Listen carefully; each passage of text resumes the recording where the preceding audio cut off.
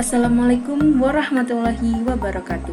Perkenalkan, nama saya Nadia Faikoh dari NIM A210190115. Di sini saya akan memberikan penjelasan materi terkait kebijakan moneter dan juga kebijakan fiskal untuk ekonomi kelas 11. Materi pertama yang akan kita bahas yaitu berkaitan dengan kebijakan moneter.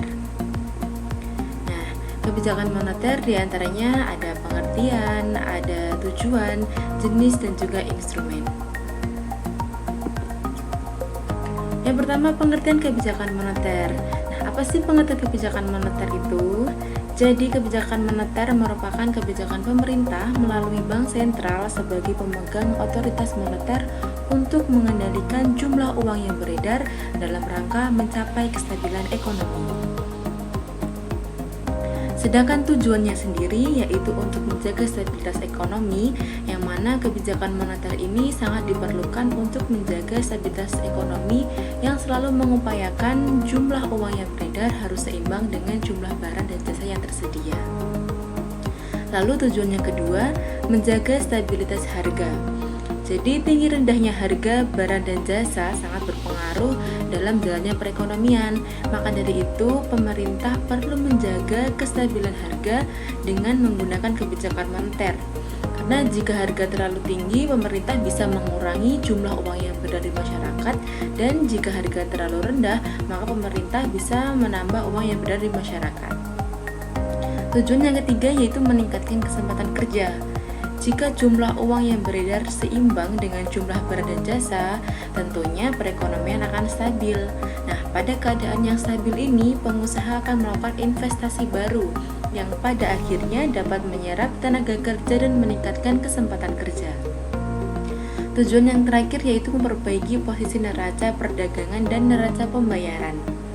Salah satu kebijakan moneter yaitu menjalankan kebijakan devaluasi atau menurunkan nilai mata uang dalam negeri terhadap mata uang negara asing. Nah, jika negara melakukan devaluasi mata uang rupiah ke mata uang asing, maka harga barang-barang ekspor akan menjadi lebih murah, sehingga memperkuat daya saing dan meningkatkan jumlah ekspor. Nah, peningkatan jumlah ekspor ini akan memperbaiki neraca perdagangan dan juga neraca pembayaran.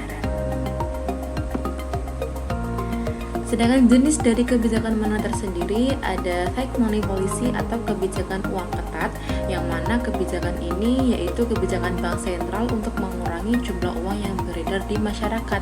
Caranya bisa dilakukan dengan menaikkan suku bunga, menjual surat-surat berharga, menaikkan cadangan kas, atau membatasi dan memperketat pemberian kredit. Sedangkan jenis yang kedua ada easy money policy atau kebijakan uang longgar. Kebijakan ini merupakan kebijakan bank sentral untuk menambah jumlah uang yang beredar di masyarakat. Kebijakan ini bisa dilakukan dengan menurunkan tingkat suku bunga, membeli surat-surat berharga, penurunan cadangan kas, atau mempermudah pemberian kredit.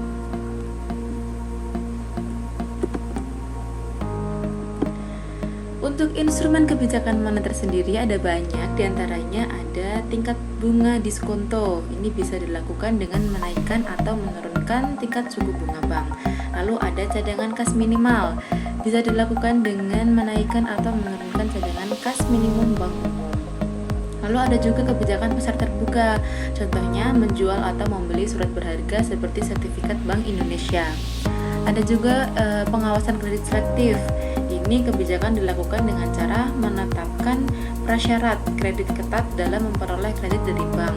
Ada juga imbauan moral. Ini kebijakan yang dilakukan Bank Indonesia dengan cara memberikan saran melalui pengumuman, pidato, anjuran di media massa yang tujuannya itu untuk mengarahkan dan mengendalikan pihak yang berkaitan langsung dengan dunia moneter. Selanjutnya, kita akan membahas tentang kebijakan fiskal.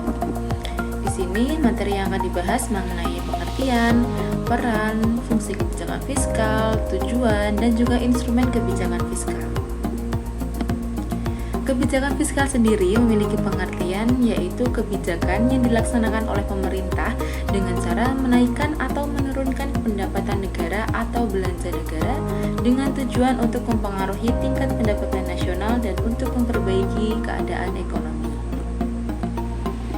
Perannya sendiri bagi negara maju, kebijakan fiskal ini semakin besar bagi pemerintah dalam mekanisme pembentukan tingkat pendapatan nasional, terutama dimaksudkan agar pemerintah lebih mampu mempengaruhi jalannya perekonomian.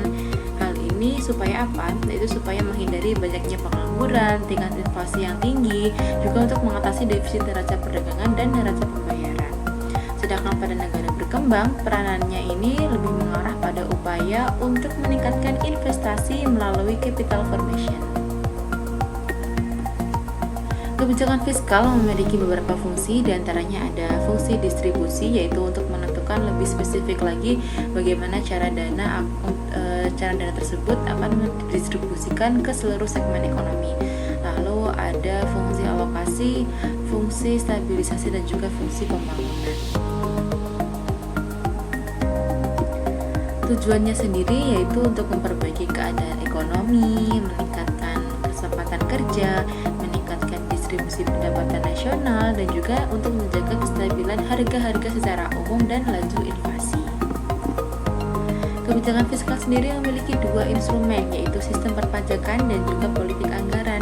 Nah, sistem perpajakan sendiri ini merupakan pemungutan pajak ya.